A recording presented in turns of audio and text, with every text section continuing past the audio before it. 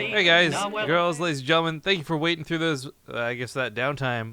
They took a little while to get vetoes going. I'm not sure what the hiccup was, but vetoes are finally concluded. Looks like maps are going to be hosted in a moment, and this is the winner's match of the group. So this will send somebody directly into that round of 8, and somebody else to go to the finals of the group.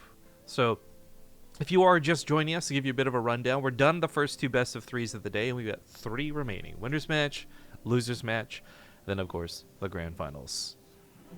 ByuN might just make us quick work of Kelazhur as he did Mana.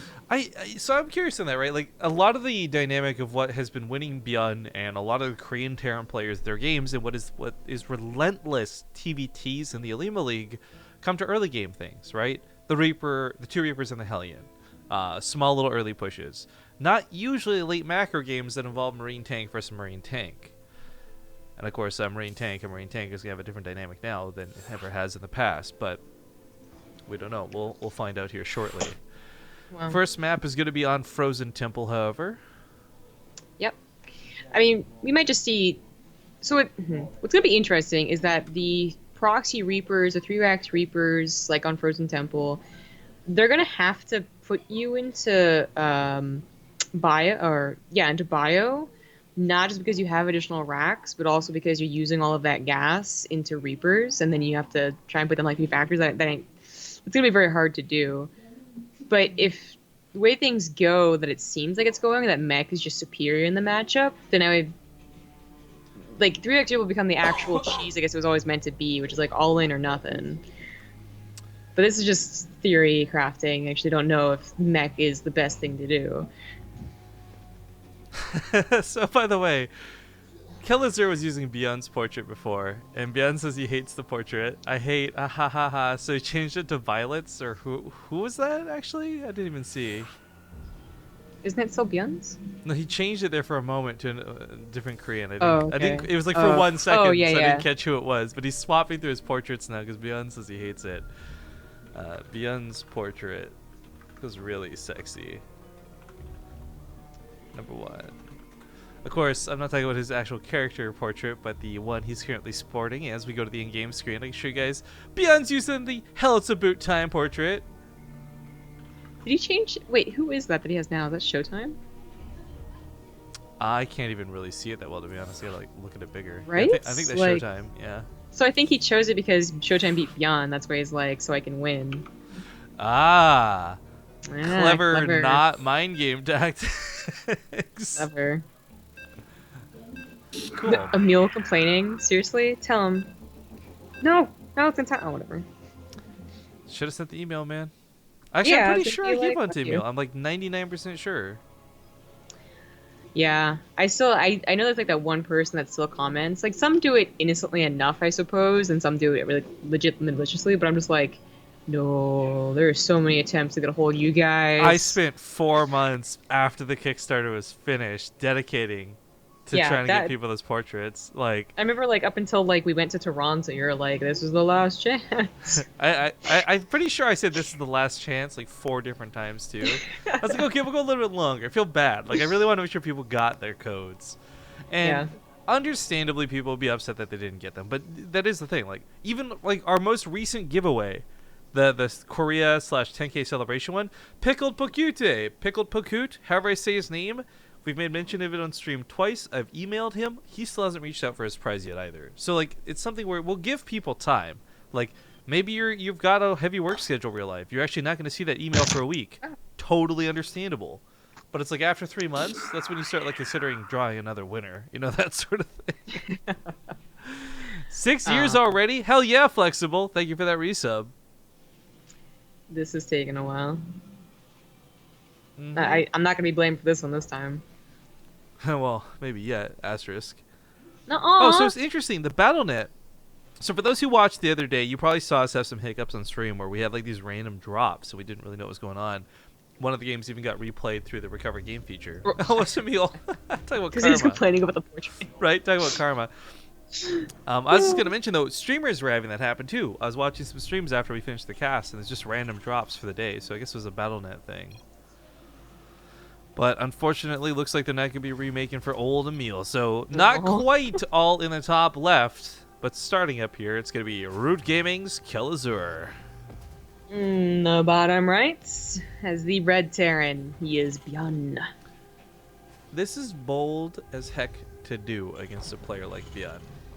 I think the proxy also loses a lot of its power when it comes to TvT, although for a long period of time, proxy Rax Reapers would just floor some good Terran players. Like anyone trying to play a little bit of macro, it just wasn't going to work. But ByuN, it's a very interesting way to build. His barracks far in the back, I guess because it's safer?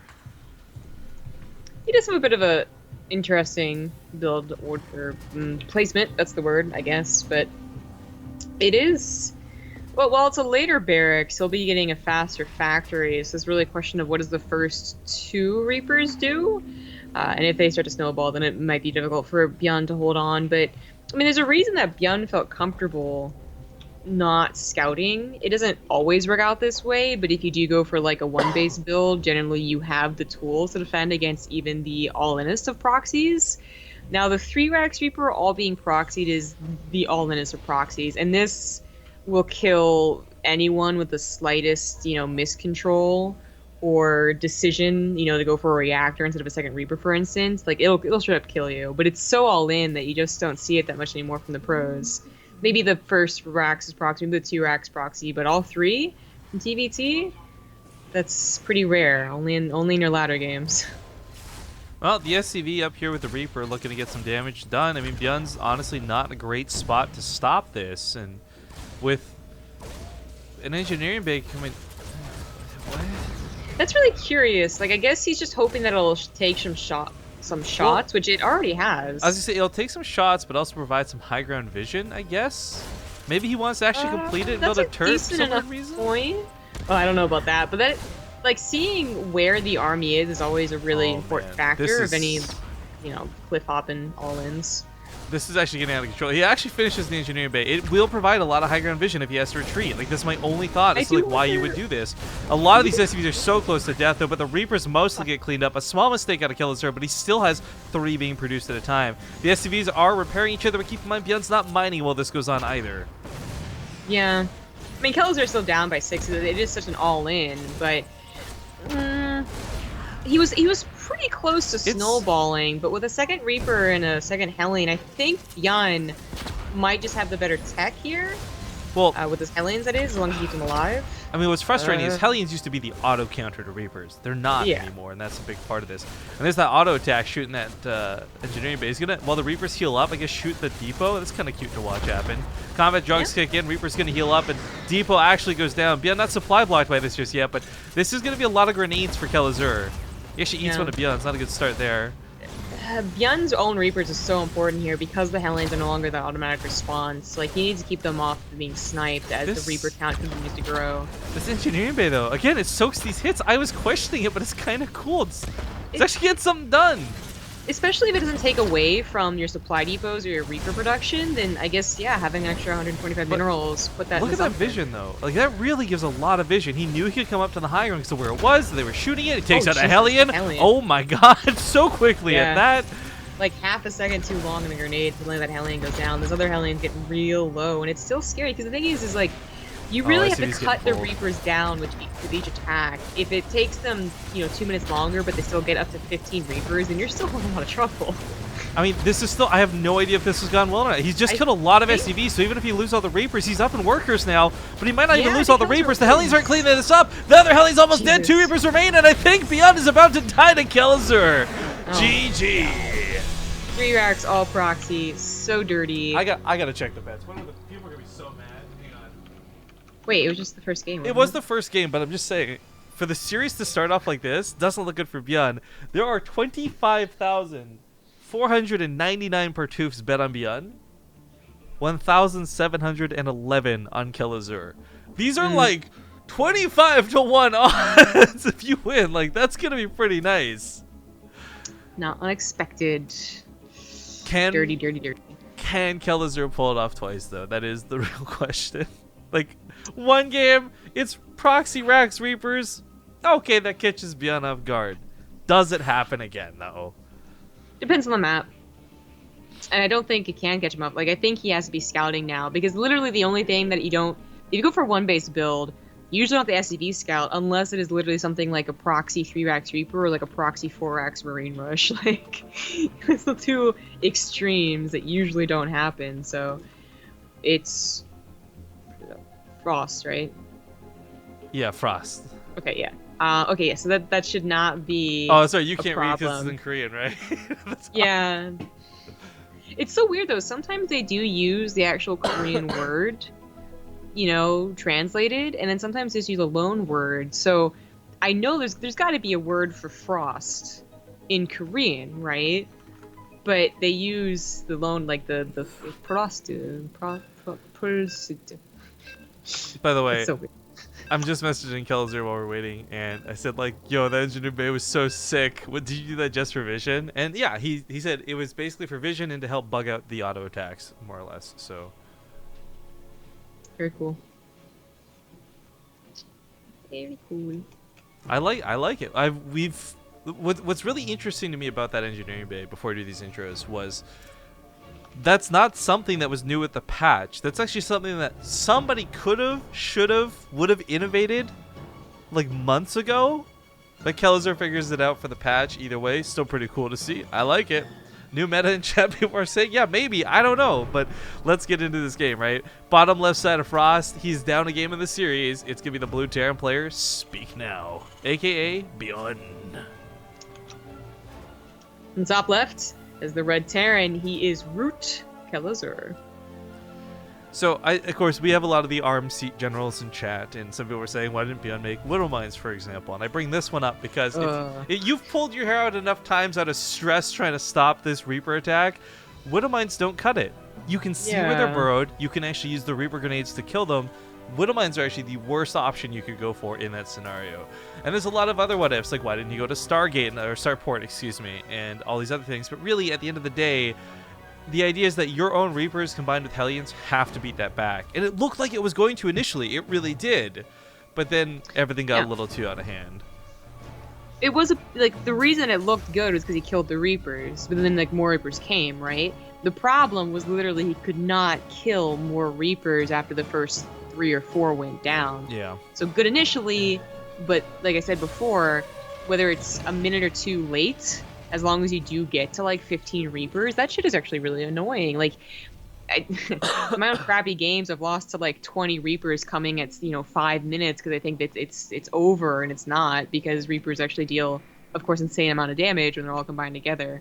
Yeah. But it's Frost that's really nice for ByuN. He doesn't have to worry about being proxied. There is a chance they still go for 2 or 3 Rax Reaper, but it's not nearly as all-in or brutal if you make one slip-up. As they do, of course, have this big map to get across. What's interesting, right, is Zombie and I actually had 2 very different ways to I guess, take on TvT when Legacy of the Void came out, right? Zombie, I remember for a while, was really upset with 3 Rax Reaper, like, just could not get over the hurdle of beating it. Me, on the other hand, I had no problem with it for whatever reason. It was just like, maybe because I did it myself so often, I knew what beat it more. But it was like 2 very different outlooks on the 3 Rax Reaper. But when we come down to it now, at the end of the day, like, practiced a year later, etc., I think it's still one of the more frustrating builds to deal with, regardless of where you are in that skill ceiling. Like, are you the allegedly bronze Korean player that Zombie Grub is, or are you the Grandmaster like ByuN? Either way, you can still fall to it. Yeah, that was weird. I'm already back up to Diamond, though. I know, that promotion, though, was so funny. I just loved, you're like, it's probably Diamond. Diamond, maybe not. I don't know. Oh, Bronze. And just, like, quiet. Yeah. You're just, like, dead quiet. If you lose the one placement match, maybe you get Platinum, but usually still Diamond, so it was really weird. But apparently that's been a thing. This was a really good start for Kelazhur, I'm going to say. He picked off that one Reaper, didn't get too much done. The Widow Mine's now in a prime position to stop this from getting more. However, the follow-up out of ByuN is going to be Cloaked Banshees, and I don't know if the Cyclone's going to work. In the past, this used to be the one catch-all unit. It would stop any sort of aggression, but now it might not even do enough damage to kill a Banshee. It is worth noting, though, that while Kelazhur is also going to go his own Banshees, ByuN has been doing this for like over a year now. This is his follow-up. This is how he plays TvT. This should be expected from Kelazhur. Well, the drop coming in here with the single Widow Mine is something that ByuN has to deal with first, and this is where the Cyclone might be a little bit helpful. I actually catch the drop as it occurs, so the would have to shot off. The Banshee could come and help, but I guess she's gonna try and beeline it. This does increase the chance that Kelazhur's not prepared for the Banshee, even though like it is a common follow-up for ByuN. I wasn't sure if he's going to rush home for it or not. ByuN's actually trying to attack his own command center to get the splash damage on the Wood Mine. It's kind of cool to see. Nice micro. It's where the Cyclone, yeah, exactly, really shines. It's not necessarily for the medevac, and it probably shouldn't have been just to kill up the Marines, though. It's still pretty good at that. The Banshee does not have a response, by the way, other than the units on the ground, which can be microed against.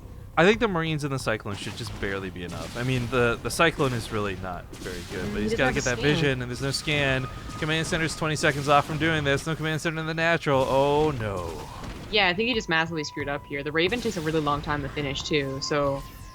I like that he goes for this, though, because honestly, recovering from this damage, you're going to want to mule. You're not going to want to be burning scans. Because there's going to be more than one Banshee as well. Sometimes. I think that, of course, ByuN scouts that... Okay. ByuN ties it up very quickly as we go to game number 3. But speaking of quick, we're just going to get those ads out of the way, guys. So 2 minutes and ace match when we return. Alright, folks, doing what we always do. Game started a little bit quicker than expected, and that's not a bad thing. It just means we cut the ads short. So thank you all for watching. Quick reminder, by the way, while there's awesome things out there like Twitch Prime and free ways to give subscriber money and all that stuff, Twitch is running a really cool bonus for all streamers where we're getting 50% additional ad revenue until the end of the year. And that's pretty public knowledge. So if you guys are watching our commercials, it really does mean a lot to us, and we thank you so much. That being said, hopping into the game in the bottom left. He's just tied up the series 1-1. It's going to be the red Terran player, ByuN. In the bottom right is the blue Terran. He is Kelazhur. So just kind of reminding people of the stakes here real quick. Like there's 25,000 bets on ByuN for part 2, about 1,000 whatever on Kelazhur. Fine, that's cool. But what's really interesting to me is both players did kind of win each of their games through a bit of cheekiness. I'm not going to say necessarily cheese because I feel like what ByuN did was actually kind of standard for him. But that being said, like I like that this has been a different TvT. Everything in this group has been very different than the previous group that we got to see. Yeah, that is certainly true. But it was not that cheesy or weird of a thing for ByuN to do. In fact, it's been a long time since we've seen Banshee versus Banshee end the game, because usually the immediate follow-up is a Viking and a scan. Well, but Kelazhur really, I would say, messed up. Also, a very considerable amount of the time when it is Banshee versus Banshee, it's because players have kind of passively gotten to Banshees. You know, like they just both get that starport as fast as they can. It usually doesn't have a lot of aggression leading into it. Well, it's going to be one base for both of them for now. Change up is that Kelazhur did go for the Marine as opposed to the Reaper. Which is a little bit scary because if the Reaper does try and take an aggressive stance here, it can actually do, not like game any of the damage, but it can take control. Well, one of the things about this map, though, is it is a pretty terrible Reaper map in general, so I kind of understand Kelazhur's choice not to do it. You consider there's only 2 ways up to the base, and they're both pretty easily covered. Yeah, if ByuN chooses basically the wrong ledge to go up, it's no problem that there's barely any units. In fact, ByuN is not going directly across the map because generally, like, the first Reaper is not going to do any damage. So this is happening. Yeah, the proxy starport, I just don't know. Like, I mean, even with the air blockers, and you don't, like, micro against the air blockers, the fact is it's still, like, close by air in the Gettysburg. Yeah. So I don't know about having a proxy the starport. Maybe it'll catch him off guard, maybe it won't. I will say that the Reaper is going to, like, the grenades are going to be really nice when it comes to dealing with any sort of actual fight, but Kelazhur shouldn't really need to fight. But especially with a Cyclone on the way, if he just holds back, this shouldn't be too much of a problem. Yeah, the Cyclone is going to be the real decisive, okay, you can't do anything to me, because if the Hellion dies, it's too far forward, pulled back, but if it does, then the ramp is taken control by the Reapers, and there's only 3 Marines. Yeah. It's actually a little bit scary, but it's not a Cyclone, it is a Hellion. You changed that, right? I'm not crazy. Yeah, he was going for a Cyclone. Quick note, by the way, someone's saying, that feels bad, man, when you want to watch commercials, but you got Twitch Prime. Don't worry, because the cool thing is, while you don't see commercials with Twitch Prime or Twitch Turbo, the commercials still get counted as having been seen by those users. So just by being here, you're actually helping out a ton. See, he might have not known that, or he might have been talking about the lack of Twitch culture. You know, the Twitch culture that he's missing out on. Oh, maybe, I guess. I'm so sick of the Battlefield 1, like, White Stripes terrible remix music. Like, I totally know what you're talking about. Boom, boom, boom, boom, boom, boom. I don't, guys. It's actually something I've missed out on. Yeah, it's actually funny because I've had bonding experiences complaining about Twitch commercials with people at events, but Zombie Grump's always had Twitch Turbo, so she's never seen any commercials. It's true. So the Banshee ended up getting here, what, like a good 10-15 seconds faster? It was more than enough to stop the SCV building the command center, which was cool. Yeah, I mean, but I was going to say, as bit of faster as it did come, oh geez, wow, that Banshee survived. It did basically what I think a regular time Banshee would do too, which would be potentially kill the SCV building the command center. So I really still don't know about being proxied. Stupid Cyclone. Don't do anything. I like that he's not even bothered burning the scan or this cloak energy too. He sees the Raven right there, clear in plain view. It's worth noting Raven's auto turret's got a bit of a buff, which will certainly help versus anti-air. I think they do 24 damage now a shot instead of 16. It's actually a lot of damage in 7 seconds. Yeah, maybe he could have sniped that Banshee at the last second with it, but he didn't go for it. I mean, it's not a bad thing they didn't either. More Raven energy for later becomes things like point defense drones for the air fights or Seeker missiles even, which have an upgrade to them, but we'll see if we see that or not. We've actually... Right. Well, we haven't cast any TvTs that have gone that direction. A lot of the streamed TvTs I've been seeing have been a lot of emphasis on the Ravens for the late game. Ravens and tanks. Well, the Banshee now sees that it was a proxy Banshee. I mean, the timing on it was, like, suspicious, but of course you're defending against it, maybe you're not thinking about it. Now he knows exactly where to go to force Kelazhur to lift that off. And the Viking battle has a third element to it now. So originally, maybe you can take that hit to your production on your starport because you really need the medevac that quickly. I don't know. But in terms of like the Viking wars, I think they actually do. They're super useful early game. They're super good offensively early mid game. You want to like actually win the air war in general. And if he had to lift that starport, it might have been a problem, but he didn't. He is still producing from it in proxy. So that was, I just confirmed, 24 damage a shot, of course, to the auto turret, and it shreked that Banshee. Like, seriously, ridiculous. Yeah. And ByuN actually needs the Banshees to help out here, even though, like, the tiniest bit, because he's not having such a good army supply otherwise. He didn't kill the Cyclone, which is annoying, but the Cyclone's on 4 health, so it's going to die to anything that looks at it, really. Yeah, right. I also like ByuN's defensive setup with a bunker. It's like okay, it doesn't even finish, but I was going to say more to the missile turret, as the Banshees from Kelazhur might be able to snipe something really significant, even with Vikings and a Raven. Well, this really does make the question, how is energy going to get used from both these players? ByuN, on one hand, almost has 2 Seeker missiles ready to throw out. On the other, are auto turrets just too freaking good to not use now? That tank lands in range. So unfortunately, he's going to force the fight. Auto turrets are going to come down on both sides. This Banshee's cloaked to get some damage, but of course, Banshees aren't going to matter if they're cloaked or not with the Raven watching, and Kelazhur gets pushed back and shut down. Yeah, pretty good defense. Unfortunately, ByuN uses the Raven at the last second. It's an interesting trade out of both sides of this, by the way. This obviously goes better for ByuN, but Kelazhur still sitting on 2 bases, both players with about 40 STVs each. If ByuN had, like, mobility to go for an immediate counterattack, obviously Kelazhur would be in a lot of trouble, but he doesn't, so Kelazhur actually gets time to build this 3rd CC and maybe get his army back up. They're both going Marine Tank, too, which is... So without the ability to maneuver your tanks like we could in the entire expansion up to this point, I think Defender's Advantage suddenly returns to TvT in a big way. In the past, like, year or so, Defender's Advantage hasn't really meant jack squat. If you had your tanks landed down first, sometimes that's all that mattered, regardless of where you were fighting. But I think pushing into siege tanks is actually quite the problem now, especially when they deal 70 damage a shot to other tanks. Yeah, that's true. I mean, the dynamic isn't the exact same as Heart of the Swarm, because that's what I was going to bring up. Like, okay, maybe Defender's Advantage didn't matter in Legacy of the Void, but I would say that also, like, you could do anything against Doom Drops in Heart of the Swarm. I really had beef with TvT in Heart of the Storm. I hated watching, I hated playing it. Mass Doom Drops with unsiege tanks turning into siege tanks was still as obnoxious as siege tanks. I actually thought you could defend better with siege tank drops against other siege tank drops as opposed to Doom drop versus Doom drop. But all frustration aside, the dynamic change of the tanks being more so that their damage has been increased too against other tanks is what, like, okay, maybe this is going to be fine. Maybe it's okay. I mean, I'm on your side for that too. You know how I feel about the siege tanks being able to be picked up or not. The Vikings, though, are a little bit interesting. They're going to provide that air control, but also a reminder that they kill units very quickly, tanks included. With 20 damage a shot, 3 tanks like this, if the Vikings land on them, would actually go down pretty quick.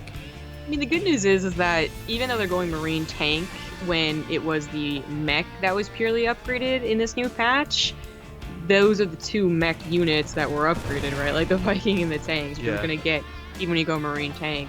So it's still going to be a cool dynamic that we might see the Vikings land. I mean, Viking control is still important for every other reason that it's always been. You know, no scans necessary to control. Sniping medevacs is always useful. But now also any out-of-position tanks, not covered tanks, they're not going to be dropped on with a medevac and 8 Marines. They're going to be dropped on with the Vikings. So what I'm truly interested about too, by the way, is while this TvT, Game 3, and all these other great things are going to happen like this, I really want to see what the next matchup looks like. I'm actually super stoked for Mana and Sort of who are on deck for this in the losers match, because Protoss and Zerg have changed quite a bit, and right now we're seeing a lot of struggle against Hydras, which Sort of has proven he's really good with. Yeah. So I'm not trying to get too ahead of myself, but I just want to bring up and remind people that that is coming up next. I do think Sort of will go Roach Hydra, but it's possible he also uses that Baneling upgrade. We shall see. But this is a TvT that's far from over, even though it is ByuN playing.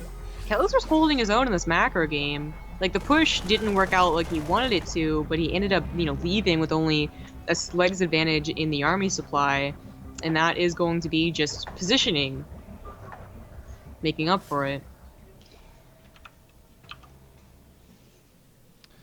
Well, as they do kind of just posture through the middle of the map right now. I guess one small difference is Combat Shield's still not done for ByuN, but it will be in a moment's time. Had Kelazhur managed to find a small scuffle, he may have actually won that fight pretty decidedly, but...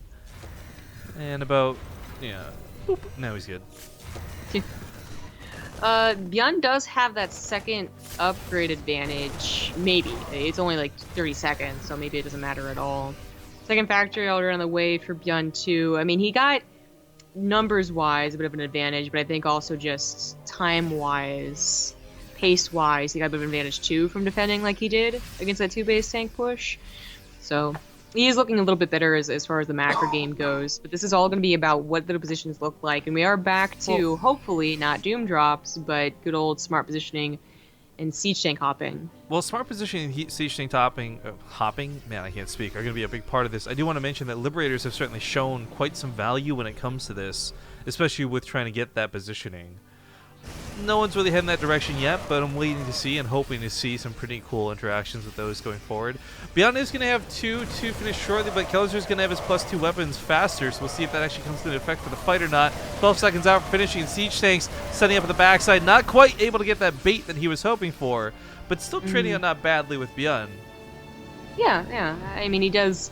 He slacked like the tiniest little bit in his macro, which is why he dipped down to more than 10 army supply deficit, but he's back up. Upgrades are also, I think, gonna all be done. Well, Doom Drop. Okay, yeah, I was gonna say, Doom Drop was something you had just finished discussing, something that's gonna be a part of this game. Unless he gets stuck on the air blocker in the middle of the map. I don't think he was...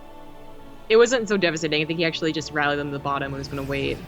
Yeah. Well, ByuN kind of calling Kelazhur's bluff. Unfortunately, though, doesn't scan the 3 tanks set up, so without vision on this, this will go so much better for Kelazhur defensively, and then he's going to get a Doom Drop off across the map. The tanks have to fall back, and now here's Kelazhur outside the natural.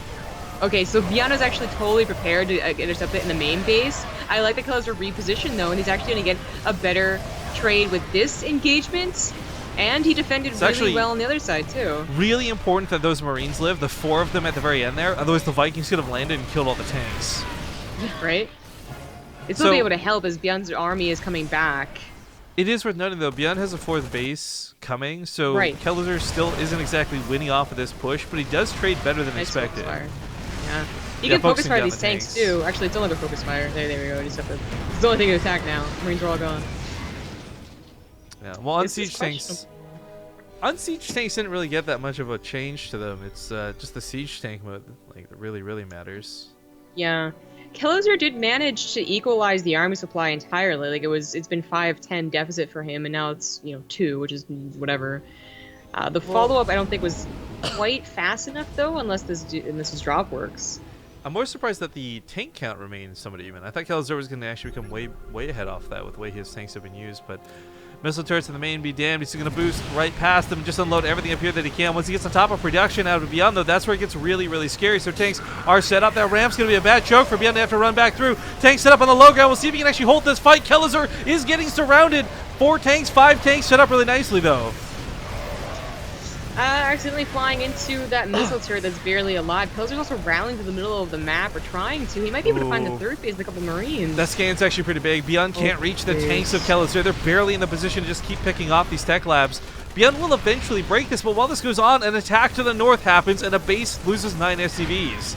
Tanks are going to be lifted up and unloaded on top of the tanks, so this will finally clean up the main. But Kelazhur is getting a lot of economic damage. This is a planetary fortress, but he hides behind the mineral lines, and ByuN's mining is shut down. Yeah, Kelazhur definitely takes a significant lead now in the workers as well as army, a little bit more in the army.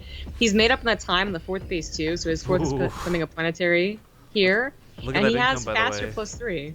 This was so good for ByuN sitting on the 4 bases that he was, but as soon as Kelazhur got to shut down that mining, jumps ahead. Yeah. ByuN does have that +2, I guess, on the vehicle weapon, which is cool and all. Oh, so you're really going to go for it again? You crazy son of a gun. Shh. I feel like ByuN was like, oh, no more tank drops? I guess it's back to Wings of Liberty, but Kelazhur's like, no more tank drops? Back to Heart of the Swarm. Yes. Thank you, Willie, to start a tap for the Twitch Prime sub. Good to see you. Thank you, Woody, for that host. And guys, we got another fight going down. He flies past missile turrets, but there's a lot of missile turrets and a lot of Vikings, so it's not going to be as easy this time around. However, he still is going to find himself in an okay position. Now, he can't get on top of production, but if he kills turrets, this opens the gate for reinforcements. That combo Viking Marine missile turret was just enough to actually obliterate the medevacs. Is ByuN too far out of position, though? Kelazhur sets up side the natural, catches one of the tanks. That's good. This will cut off reinforcements, and he tries to run to the 3rd, but ByuN was set up with tanks up here to the north, so not too bad on the defense. Yeah, as tanks, they wouldn't have been enough if ByuN would responded immediately with the stim, but he's all clumped up and not paying attention. So we will hold that position for now. Kelazhur could also do the 3rd base and just drop on top of those tanks and probably kill them. But if he takes away any Marines... Oh, no, there's Marines over there. But regardless, if he takes away any Marines of his own, his tanks are then, of course, vulnerable. Yeah, I'm actually worried for Kelazhur. He might be diving a little bit too deep for this. He's down in upgrades, so he won't win Marine fights versus Marine fights straight up, but he does have pretty nice tank position. He's also winning on workers by 20 still behind this, so income will eventually win out for him if he can keep this up. You kind of the soft contain and less about that all in. Yeah. This is some really good aggression. I mean, it went from like pretty good to questionable drop back to... Well, at least Kelazhur has control over this game, and that drop was pretty good. Whoops, I meant to zoom in, not double zoom out. My bad, guys. But medevacs go down. That's actually going to really hurt for Kelazhur. The air units are not so easy to replace at this point. And again, for ByuN, like, he's going to win a lot of these straight-up Marine fights because of his armor upgrades. That's true. Like, ByuN, his units are better. Oh, he's going to go for the fight. The tanks are left unguarded. Marine's not quite at the front line. Liberator's come a little bit too late. ByuN's going to absolutely destroy everything out of Kelazhur. Yeah, it's too bad Kelazhur is starting to rally with those units too, because had he not, he might still be at an okay supply. Now down 30 with worse upgrades.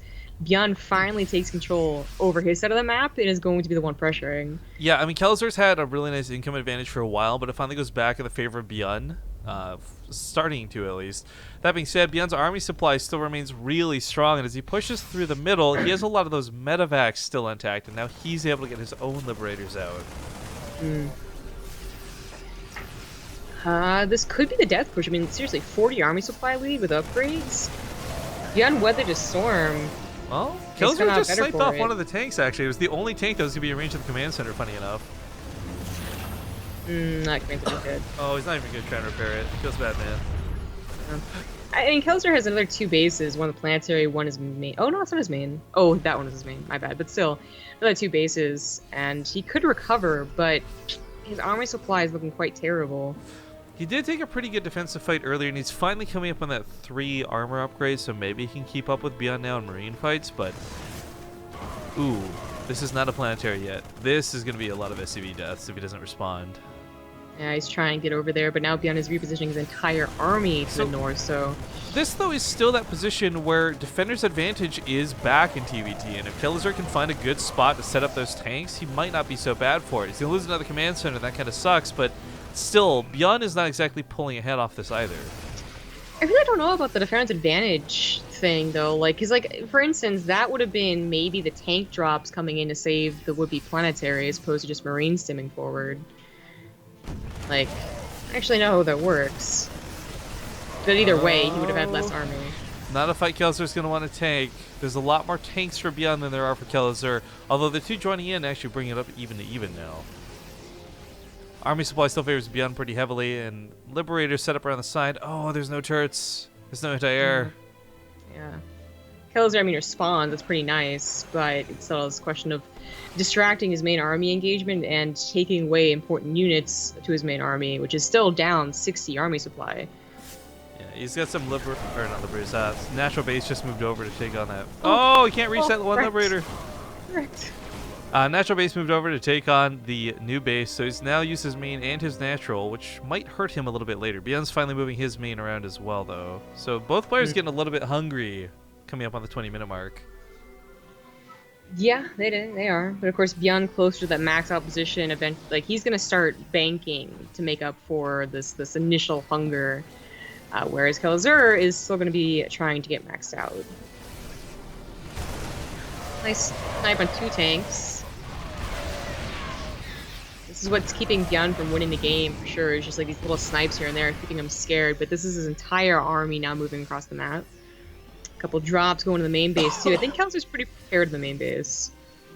This is really unfortunate he's getting shut down on mining like this, though. Kelazhur's got some really nice income. It'd be even better, but the Viking finally comes in to push off that Liberator. Took long enough. Man, these tanks, though, are in a pretty prime position for Kelazhur. As long as he's got vision, ByuN's going to have a hard time getting top of it. But drop over here. There's so many turrets everywhere. Marines pick off the medevacs. ByuN's not going to kill the production like he wants to, but Kelazhur's funneling in through a bad choke. Don't fight like this, man. Oh, no. Well, that was supposed to go really badly for ByuN, but yeah, he ended up doing okay at the end there. Uh-oh. Kelazhur's planetary, by the way, is unguarded. No tanks over here.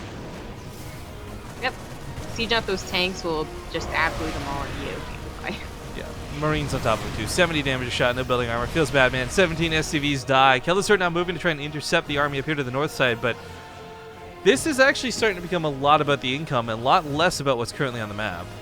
Yeah, I mean, Kelazhur losing those 17 SCVs is pretty important, as it does put him down below ByuN now, but he, over the course of the last minutes, and a lot to do with that drop that still wasn't that great, from ByuN has made a 60 army supply deficit to a 30 deficit. That's something that, if he starts like a base trade, for instance, he could just win catching ByuN a little off guard. Or sniping the tanks. Like, that would have been cool, too. Didn't quite get that opportunity. Oh, that's a pretty important command center. Oh, I don't think he wants to lose that. Oh, well, it's going down. That's the base. He's down to 1 orbital. Right, so the argument could be the base was already mined out, but that was the one command center he could have moved to a new base. He sets up the siege tanks to try and take the fight. Looks like Kelazhur will defend this, but ByuN still has so much army on the other side of the map. So while he takes a fight here, Kelazhur still has no way to stop the remaining forces. GG's are going to get called. Pretty close TvT, but ByuN's going to take it 2-1. Kudos to Kelazhur.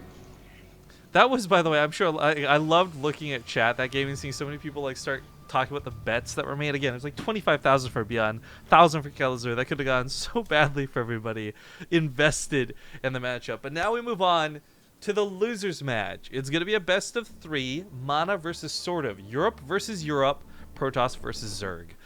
I think right now we are seeing consistently through tweets and through streams that Protoss seem to be at a disadvantage versus Zerg, and specifically Hydralisks right now.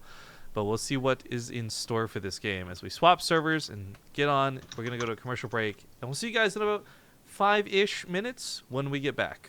Thanks for watching.